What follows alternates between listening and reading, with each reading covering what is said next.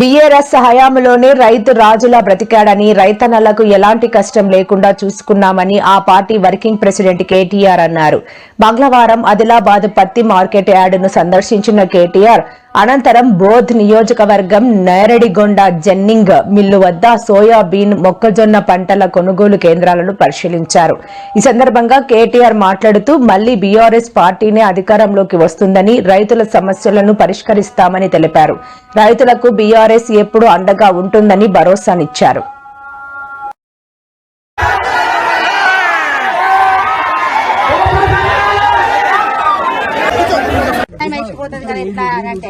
మాకు అడగకు పైనుంచే పై అడుగు అంటాడు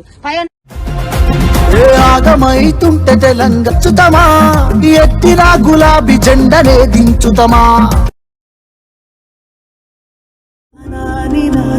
నేను ఇక్కడికి వస్తుంటే రామన్న సాబ్ చెప్పిండు, అన్న మా పరిస్థితి ఎట్లున్నదంటే మా రైతులది ఆదిలాబాద్ లో కొనబోతే కొరివి మోతే అడిగినట్టు అయిపోయింది మాది. కేసీఆర్ గారు ప్రభుత్వం పోయినాక కరెంటు చక్కగా వస్తలేదు, రుణమాఫీ చక్కగా కాలేదు, పోనీ యూరియా బస్తాలు ఇస్తారంటే యూరియా బస్తాలు ఇస్తలేడు, ఆఖరికి అమ్ముకుందామంటే ఇవాళ కొనేటోడు కూడా దిక్కులేడు. ఏం చేయాలన్నా మా బతికిట్లు అయిపోయింది. ఇవాళ ఇక్కడ ఉన్నదేమో చూస్తే బీజేపీ ఎమ్మెల్యే, ఆడ ఉన్నదేమో బీజేపీ ఎంపీ. నిజంగా చెప్పాలంటే సిసిఐ కేంద్ర ప్రభుత్వ రంగ సంస్థ, సిమెంట్ కార్పొరేషన్, కాటన్ కార్పొరేషన్ రెండు ప్రభుత్వమే. ఇక్కడ సిసిఐ తెరిపిస్తా అని చెప్పారు ఎలక్షన్లకు ముందు, యాదుకున్నదా?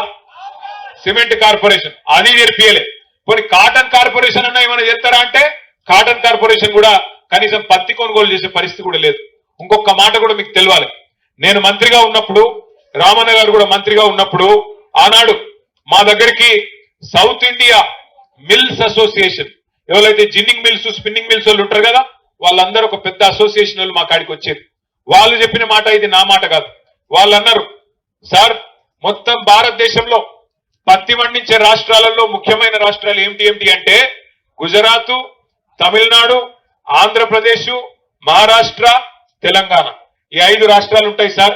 కానీ 5 రాష్ట్రాలలో అన్నిటికన్నా బేహతరీన్ పంట, అన్నిటికన్నా బేహతరీన్ పత్తి పండించేది మన తెలంగాణ, మన ఆదిలాబాద్ రైతులు, మన వాళ్ళు పండిస్తారు. ఇదేమైనా ఉత్తాయి చెప్తలేరు.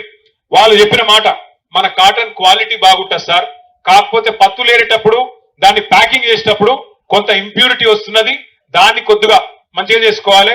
రెండోది మంచి బ్రాండింగ్ చేయాలి, చేస్తే భారతదేశంలో కాదు ప్రపంచంలోనే అత్యుత్తమ కాటన్ మనది, మంచి రేట్ వస్తుంది, బ్రహ్మాండమైన బంగారం వస్తుంది, తెల్ల బంగారం వస్తుంది పత్తి మనది అని చెప్పారు. ఇవాళ ఇప్పుడు ఆ విఠలన్న రైతు పెద్ద మనిషి చెప్పిండు, బంగారం వస్తుంది పంట, తెల్ల బంగారం మన దగ్గర, మన దేశంలో, మన రాష్ట్రంలో వండుతుంటే ఇవాళ మోడీ గారు, కేంద్ర ప్రభుత్వం బయటికెళ్లి పత్తిని దిగుమతి చేసుకునే ప్రయత్నం చేస్తా ఉన్నది. ఎందుకు మనకి ఇవన్నీ పెట్టిర్రు, మాయిశ్చరు అని కట్టింగ్లు ఎందుకు పెడుతున్నారు అంటే బయట ఒప్పందం చేసుకొని వచ్చారు, బయటికెళ్లి పత్తిని ఇక్కడ దించే ప్రయత్నం చేస్తున్నారు. మన మీద ప్రేమ ఉంటే కేంద్ర ప్రభుత్వానికి ఇక్కడున్న బీజేపీ ఎమ్మెల్యేకు